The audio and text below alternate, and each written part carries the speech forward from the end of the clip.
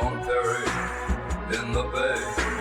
Whitley nights, hill sway, movie start. Hello and welcome along to Mondo Chelloveck Movies. My name is John, and this video is going to be my complete collection of Hammer films, part 2. Now, this is a great episode. It will feature all of the Frankenstein, Dracula, and Mummy films. So if you want to see part 1, I'll leave a link to that down below. So first up, we'll start up with the Frankenstein franchise. And first up is 1957's The Curse of Frankenstein. You could say this one really started off the bloodthirsty releases from Hammer, the ones that I think all the Hammer fans are hankering for and all the ones that they remember the best. For me, this is just an absolutely brilliant film. I must say though, the transfer on here isn't the best.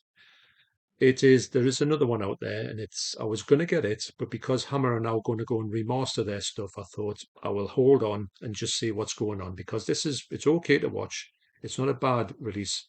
It's just I know that the picture quality in here was always a little bit suspect, and I know that the new one looks fantastic. So hopefully when Hammer do the 4K of this, and they will do it, they cannot leave this one alone. It will look sensational, like the Captain Kronos one. Now, if you remember on here, I did say that if you want to know what the four-sided triangle is like, which is coming out the end of this month from Hammer themselves, just take a look on here. You do get the full film in here, and there's an extra, and I've watched it recently for the first time actually, and I really enjoyed it. I can't wait to see that on the 4K. This is on DVD on here. It looks good, but the 4K, the screenshots I've seen of it looks absolutely sensational. So that's the first one that was out, obviously starring Peter Cushing, and the monster is Christopher Lee in this. So for me, this is the one that started off all of the Hammer horror in glorious colour. That's 1957's The Curse of Frankenstein. Next is The Revenge of Frankenstein. I've showed this on the last one, but I'm going to show a few things here I've shown before, but I want to do these in order if you want to know what the order is to watch them. And it is best to watch these because I do have a theme running through. Not all the time, and some can be standalone, which I'll get to more down the line. So this is 1950, is The Revenge of Frankenstein. It's an excellent picture quality. This is from Indicator. It's 1958, as I said, and this is the way to watch it. There is another one there, which I talked about, and it's not the best one from Mill Creek, but it's okay. It's not bad. But this one is much more sharper. That's what I'll say. It's played by Peter Cushing, and for me, he is unbelievable in this role. He plays Frankenstein as a real out-and-out baddie, but he's brilliant. So that's 1958's The Revenge of Frankenstein. Next up is 1964's The Evil of Frankenstein, again starring Peter Cushing and a different monster. These are great. These follow on, and you wouldn't believe the way that these go. The story is great to watch unfolding, but some of them you think, wow, they really went that way. But it's not stupid. It's really good for me, and I do like when I watched these at first with the Debs, because I'd seen them 1,000 times, and I went and showed her and said, look, we're going to watch these. She was blown away by the way that this thing unfolded. And don't forget, all of these have got great extras on these, and they go deep into what behind the film is about, and also the stars of it as well, because there's some great supporting Hammer actors and actresses in here. So that's 1964's The Evil of Frankenstein. Next up is my personal favourite one, 1967's Frankenstein Created Woman. Now, for me, although it does follow on from the other ones and it does lead to another one, this could be a good standalone film. If you went and saw this one first, and the reason why I'm saying that is because I've just got this feeling that Hammer will release this one. Now, I would love them to release these in order for people who haven't seen them, to experience them in order, because it's a great way to go. But I think that this one's going to come out first. I don't know what makes us think that. I've just heard a lot of whisperings from people, and this one keeps getting brought up. And don't forget that this one's not available in the UK at the moment in Blu-ray. So it's a knock-and bet that would be a great one to bring forward, a bit like Captain Kronos for me. So, but this one is just spectacular. It's got everything that you could want in a film. It really reminds me of my favourite Dracula movie, which I'll go into more when I'm talking about the Dracula ones. But this one is, I don't know what it is. It's just got a great cast, and it's got a great the sort of the slight. I'm going to go not into spoilers. I don't do spoilers, but the slight story of this, the slight flavour of the story is should I say, is that this person gets killed at the start of the film, so that's not a spoiler. And he doesn't do what he usually does, Frankenstein. He gets a body and he creates a body. This person actually is the girlfriend of the fella who dies. So she jumps off a bridge and he finds her body.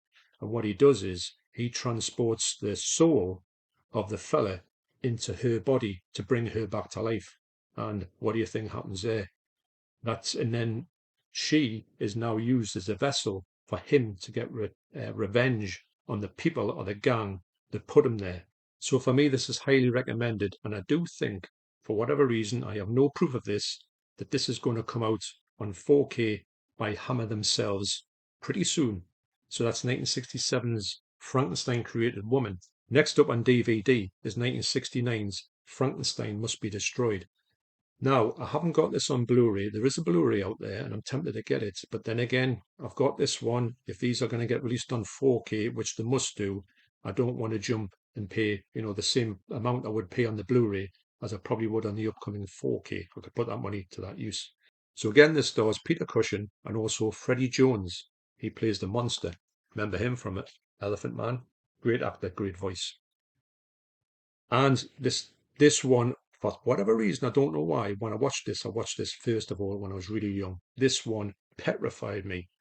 I don't know what it is about this. This monster isn't particularly scary, but wow, this just freaked me out. The garden scene when they're in the garden. If if you've seen it, you know what I mean. I don't tell you too much about that. But in the garden and the water and the drains explode. I don't know what it is, but I couldn't get to sleep for weeks after seeing that. It really affected us. But this is Hammer Horror. This is what it did to young kids in the 70s. So that's 1969's Frankenstein Must Be Destroyed. It is out on Blu-ray, but the Blu-ray is about 25 quid. And why pay that when I think this is going to come out on 4K this year, fingers crossed, or thereabouts. Next up, speaking of Peter Cushing, is 1970's Horror of Frankenstein, and Peter Cushing isn't in this one. What happened in 1970 was they were getting ready to do the next Frankenstein movie, and that's Peter Cushing back, and he said, no thanks. So they thought, what we're going to do? So what they did was they did a soft reboot of it all, and they started it again because they thought, we've got to keep this going because it was making money at the time. And interestingly enough, the monster there is David Prowse, Darth Vader. And this one is a strange one because it takes a more comedic route. And Ralph Bates isn't the same kind of character as he plays the same, Frankenstein, but he doesn't play him in the same way as Peter Cushing did impeccably. But this is a standalone one. Again, you can watch this one. You don't need to watch the other ones. But if you watch this one first and you think, man, it's not that great, do know that the other ones with Peter Cushing are 10 times better. Not taking anything away from this. It is quite amusing in places and it's all right. But it's not a patch on the originals with Peter Cushing. But interestingly enough, it is there. It is in the canon. And also there's the same one that happens with Dracula as well. So that's an interesting one. That's 1970's The Horror of Frankenstein. So last up is 1974's Frankenstein and the Monster from Hell. I've got to say a big thank you to Dennis McCulloch for sending this across to me. You can see there's your note, Dennis, and there's the picture of Stan and Ollie that you put in. Absolutely brilliant. This is the last one of the Frankenstein series. I think there's 7 of them. This is brilliant, and this is also David Prowse in the monster, a different monster, like I said, in all of them. That's not really a spoiler, but it's a good way because in the Universal ones you get the same character of Frankenstein, the same monster, which is equally as good. But I like the fact that they did this and thought, right, we're going to get a new monster for every incarnation of the film, and also there's a lot of good things happen to Victor Frankenstein as well. He's not just a kind of character goes straight through. There's some twists and turns in his sort of history as well, but absolutely brilliant. There's that one. Thanks to Dennis for that one. And also there is this one, which is from Second Sight. Now, when this came out in Second Sight, it's a stunning set. It's absolutely brilliant. This is the type of thing that we need from Hammer to do, and they are going to do it. They're going to put like everything into their releases, and this one deserves that. It's one of the best ones out there. But it's got the same transfer as here. And the transfer in here is great, don't get us wrong, but I was hoping that Second Sight would do something with this. but they ported over the same disc. But basically, the disc in here is the disc in here, which is slightly, you thought I would expected them to do their own thing, which you normally do. I don't know why they chose this one and another one for them to release. So they've only released two this far, but it is what it is. And hopefully that this one, I mean, this is great. I'm not taking anything away from it. I love this set, but I'm hoping that Hammer go back and do 4Ks on all of the Frankensteins and all of the Draculas and all of the mummies as well. So speaking of Dracula, up next is the Dracula franchise. So first of all is 1958. So this was the second thing released by Hammer, Frankenstein being the first one, big success. Then they released Dracula. So 1958's Dracula came out. When this came out on Blu-ray, this was one of the first ones that came out, and you thought, get in, I can't wait to see this one. And also, there's got some extra footage in here, which was unavailable elsewhere. In the end scene, I'm not going too much into this. There's a battle and there's some kind of special effects that got taken out because they were considered too violent for us. So they were stored in Japan of all places, and they were found in Japan and put in here. They are lower quality. Now, is there any more stuff out there? And is Hammer currently Hammer have got to release this? There's no way that they can say, oh, we're going to release everything. Unfortunately, we're not going to touch Hammer because, sorry, Dracula. It would be ridiculous if that happened. And I've got every faith in Hammer. They're going to do the right thing and give the public what they want, which is this one. It's iconic beyond belief. Christopher Lee is unreal as Dracula. He is the definitive Dracula for me, even though I do like Bela Lugosi and other people. But I don't know, it's just he and the music when he comes in, that used to petrify me as well. But an, a really good start to the franchise. So that's 1958's Dracula. So what happened then? They said to Christopher Lee, hey, what a massive hit with Dracula. How about doing it again? And Christopher Lee says, no way. So that knew they had to capitalize on that. So they released the next one was 1961's The Brides of Dracula. Now, this is effectively Dracula 2, the sequel to Dracula, kind of, but it only takes the character of Van Helsing, played by Peter Cushing again, the amazing Peter Cushing, and he's in here and he's continuing the story around. Now, unfortunately, this is a bit of a lie, shall we say, a bit of an untruth. What they should have made it somewhere, but they had to capitalize on the name. They couldn't have said the brides of whatever this count is, the brides of Count whatever. It just wouldn't have flown with the audiences. So they had to sort of use a bit of artistic license for that, which is the brides of Dracula. So this is effectively the sequel. But if you wanted to, you can treat this like a standalone film, because if you didn't see this one from Dracula to Dracula 3, shall we say, it wouldn't really matter. You can miss it out. But I do like this film. And I like to see Van Helsing and Peter Cushing in anything. And to be honest, this is a great Dracula movie, a great vampire movie, sorry, because to me, Dracula is Christopher Lee when you're talking about Hammer. More about that in a minute.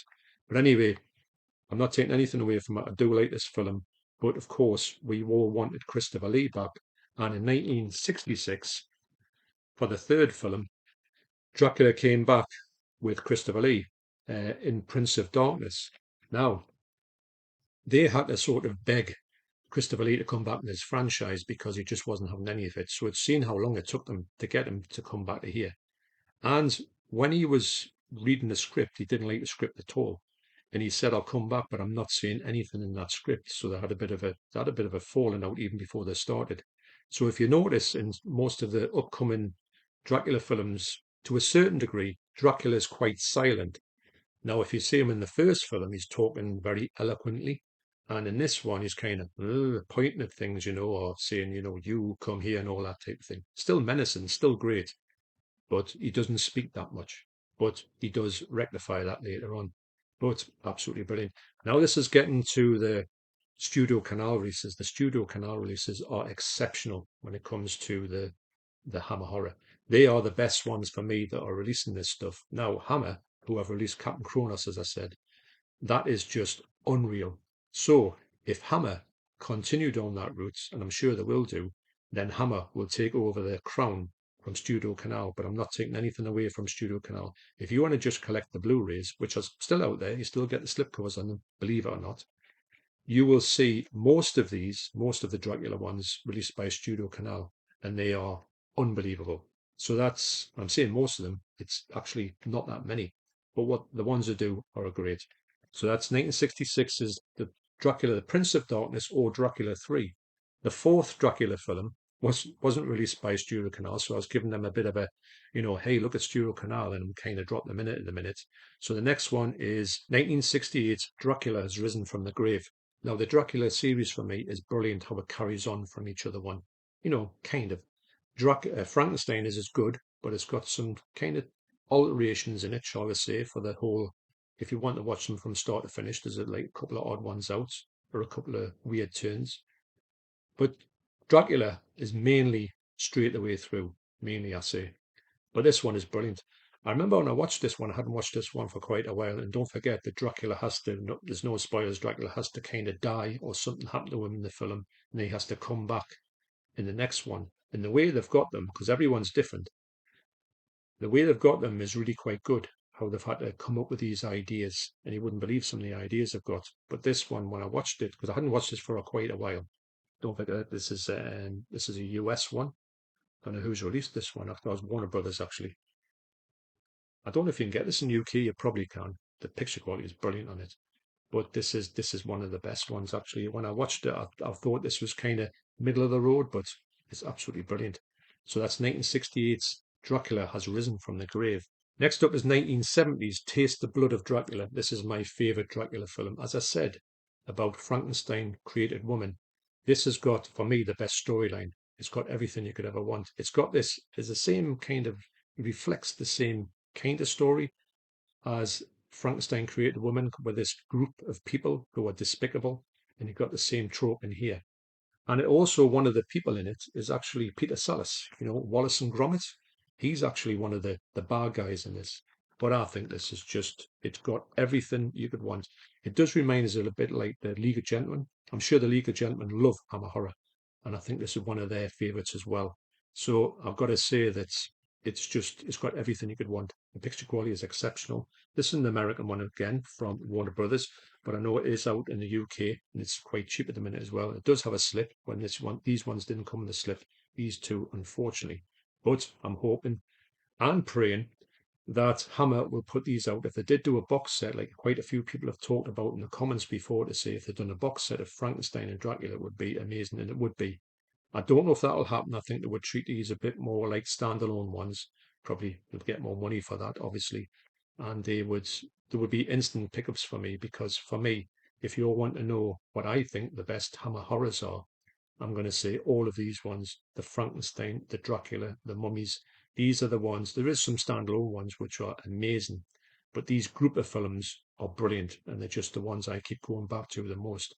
But this one, absolutely exceptional. So that's Taste the Blood of Dracula from 1970. Also from 1970 is The Scars of Dracula. So when they went to make this one, a bit like Peter Cushing before, they said to Christopher Lee, we're doing a new Dracula film. Christopher Lee says, no, thank you. So they had to beg him to come on, and he wasn't going to come back.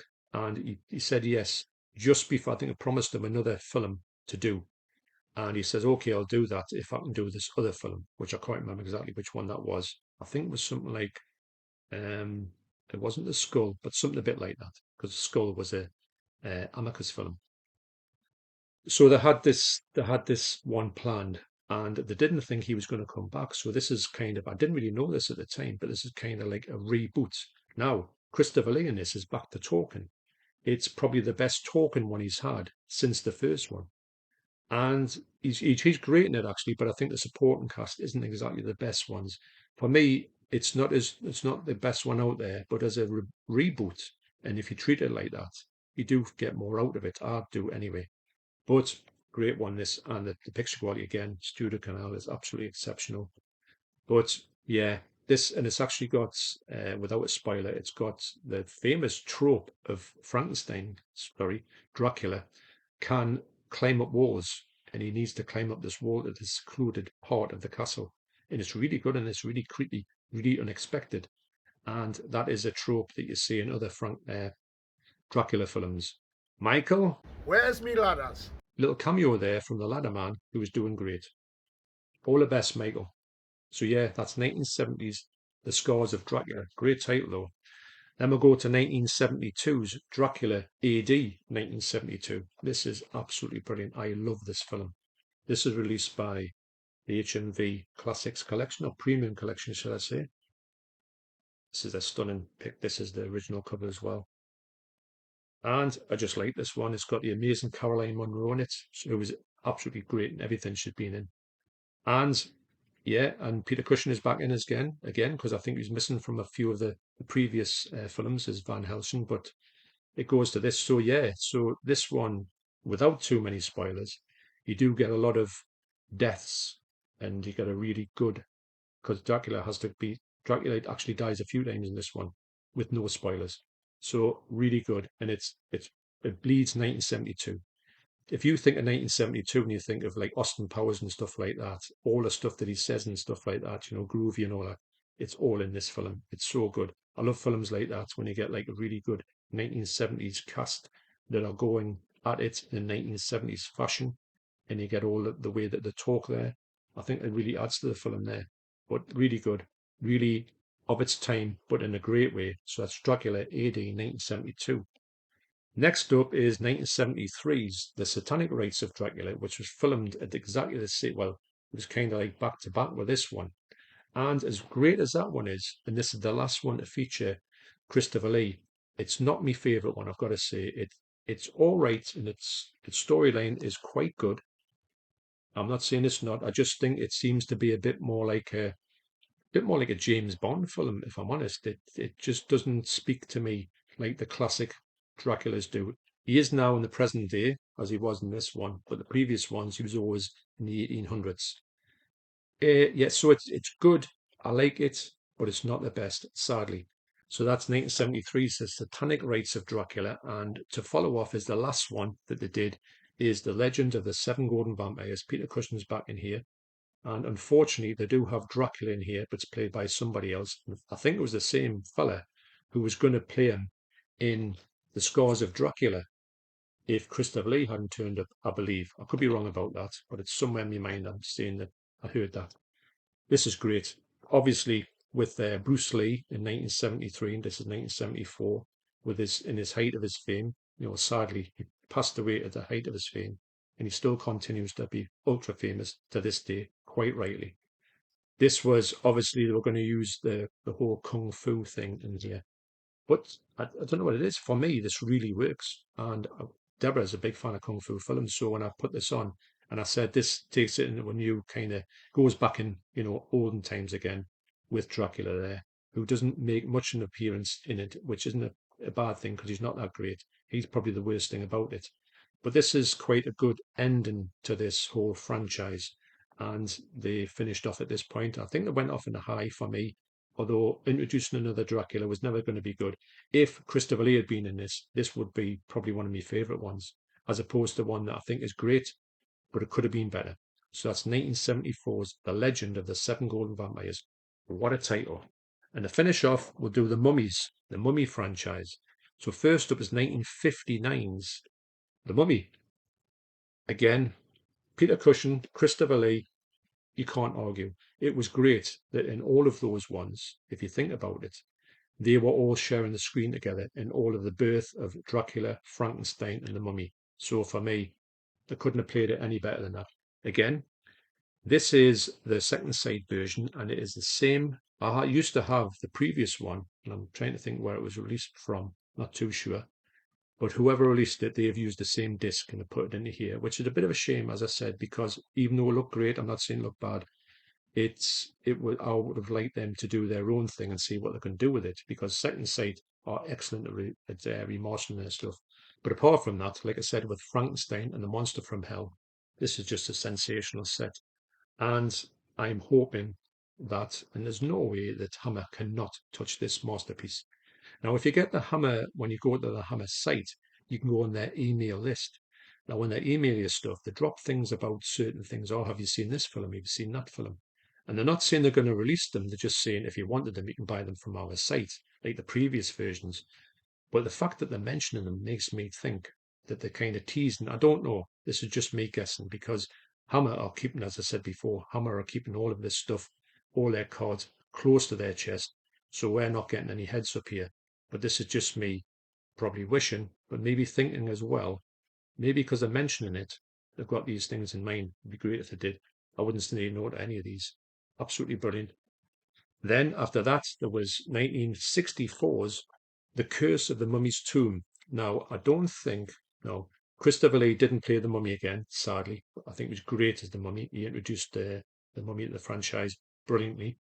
And they moved on to other ones where you just really saw the Mummy all the time. You didn't need any backstory because you already had the backstory. These are, as the other ones are from Universal, which I get a blast out of because they're more like comedies. These are the ones you can watch kind of standalone because they don't really follow on that much. They do have the same mummy in it, but they don't have it doesn't really follow on as linear as it does with the other ones. Anyway, it's a great one. It's released by Indicator. Cracking picture quality. There is a lesser one on Mill Creek, but I urge you to get this one in this country. So that's The Curse of the Mummy's Tomb. Obviously, the 2 for £15 sale is a great way to pick these up from the Hammer stuff. And like I showed you on my previous video, like I say, I'll link that down below. You will see all the Indicator titles I've got. Next up is 1967's good year, The Mummy's Shroud. This is carrying on. It's absolutely brilliant. It's like I say, that could be standalone, but Studio Canal, great cover that. I think it's one of the best covers actually for the Mummy series. And just great. As I said before, the Mummy series are quite standalone, but I have a blast with them every time I see them, and I really enjoy watching these ones. And like I say, you can pick them up at any point. Even though when I watch these ones, I do like to watch them from the start to finish. I don't really like to dip in halfway through, if you know what I mean. So that's 1967's The Mummy's Shroud. And last up is 1971's Blood from the Mummy's Tomb. What a title. And yeah, this is, see, for 1971, Hammer were upping the ante a little bit by what they saw and what they showed. Yeah. So these are all highly recommended. And to finish, if you are looking to start your Hammer collection from scratch, say if you've only got Captain Kronos and you're willing to look at more, I do consider this part 2, is going to be where you should start. There is some great ones out there, and do check out part 3 will be coming up soon, but part 1, as I said, I've linked down below. But do know that you're going to in for a treat when you see these ones. This is the stuff that everybody talks about. These are the ones when everyone's talking in the comments about what Hammer could release next. These are the ones that everyone's mentioning. They are some of the best, I consider, the best UK horror that's ever existed. It is just a treat to watch these films. They look spectacular, sound spectacular. The special effects for the time, the blood that was in them is unbelievable. A lot of them are uncut again. And maybe Hammer do these full amazing restorations as they're doing now. They might find some more stuff in here because a lot of this stuff was cut on release because it was a bit too extreme for the cinema at the time or the TV at the time. So who knows, you might find a few snippets to put back into the films. So part 3 will be coming up quite soon. So thanks for watching. You take care, and I'll see you in the next video. Cheers.